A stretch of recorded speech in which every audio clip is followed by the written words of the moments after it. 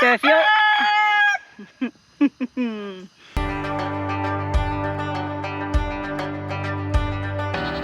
Got yourself in a little bit of a bind there, huh?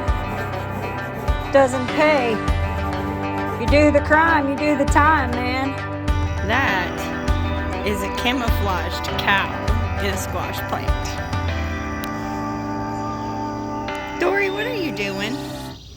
What's up, Big Bear Nation? Welcome back to the homestead. So now we're in July.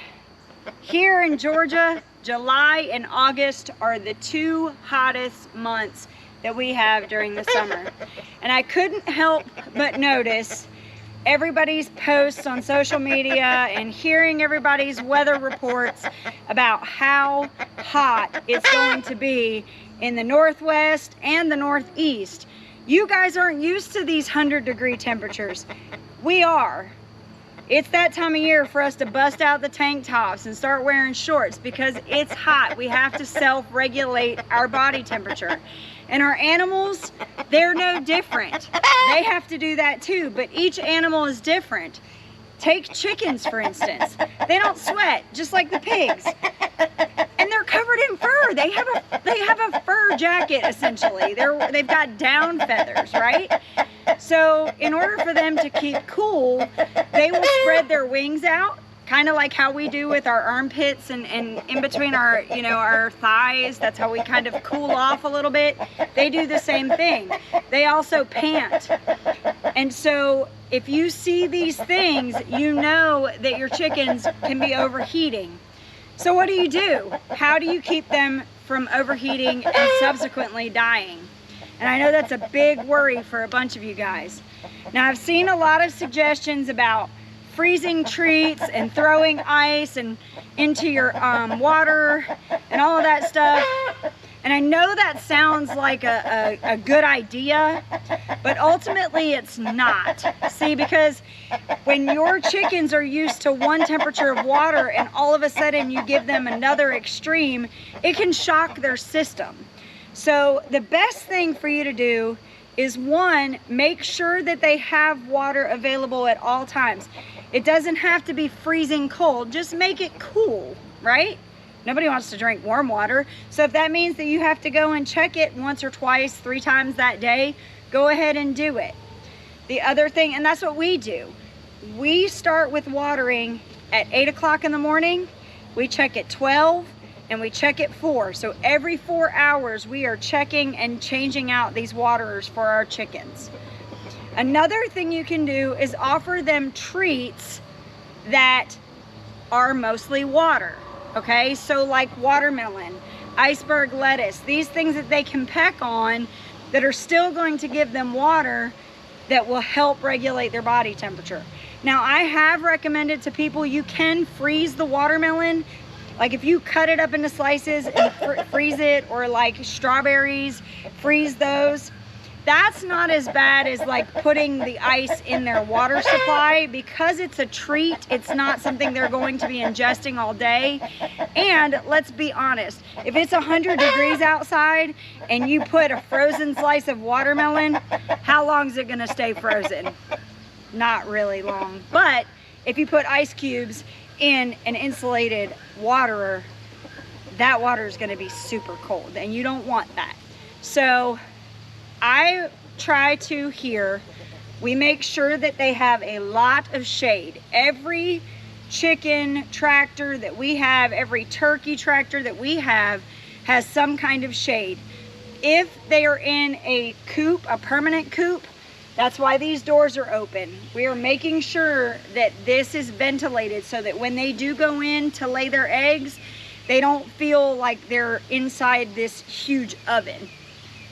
If they're in a meat tractor, make sure that you've got, your hardware cloth isn't obstructed so that there's definitely airflow and ventilation that's going through. Make sure that they have areas to make a dust bath in the shade. In this particular coop, they do it up underneath the mobile coop. They get up underneath here and they dust bathe in the shade. And that also, even though you and I don't want to take a dust bath while we're hot, it actually helps them. It helps to kind of circulate, get that airflow going up underneath their wings. So you can do that. Also provide areas for them to roost in the shade so that they can get up off the ground. Now, another thing is if they can get their feet in a cool area, that will help cool them down too. So if there's an area where you can have like a puddle of water, like let's say when you're emptying out their water from one of your many water checks, if you take that water and kind of dump it in one area that's kind of in the shade, you will find that your chickens may kind of check that out and realize that that cools them off too. It's just like us. We like to put our feet in a cold, you know, pond, lake, creek, pool, whatever. We love to stick our feet in cold water, right? So they're the same way. They can cool off that way as well. So one thing that we've done out here on our pastures where we're running our meat birds is we try to be aware of which way the sun travels so that the tarps that are set up for these guys and the roofs that are set up for these other tractors are positioned in a way that there is always shade during the day. So we run them so that the way that the sun goes, it's not going to beam in on them during the day and they have plenty of shade. So here on our homestead, we have probably close to 400 birds at the moment. And that is a lot of work to keep them cool during the day. The problem with throwing ice into your water is that that will shock their system. It is too much too quick. And so if they're trying to hurry up and drink ice water, you know, I mean, think about it. When we go and try to drink a shake real quick, we get brain freeze, right? And it shocks our system. It's the same thing with these guys.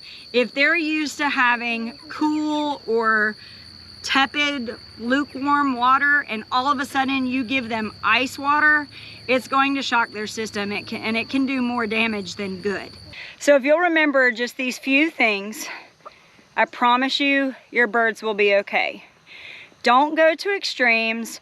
Don't overwhelm them with frozen treats and fall prey to all of the beautiful frozen treats that everybody's posting on Pinterest. All you need to remember is shade, cool water frequently, lots of water available throughout the day, ventilation, and a dust bath that's in the shade. And remember, keep your waterers in the shade too, right? Because that will help them stay a little bit cooler than if they're in direct sunlight. You got this, guys. Don't overthink this. If you get too creative, it's not the heat that's gonna kill your birds. It'll be you. Now, if you like this video, definitely go check out this video over here on the time that I tricked Jason into going and getting more birds than we actually needed and then had nowhere to put them. Thank you for stopping by the Big Bear Homestead. God bless and have a nice day.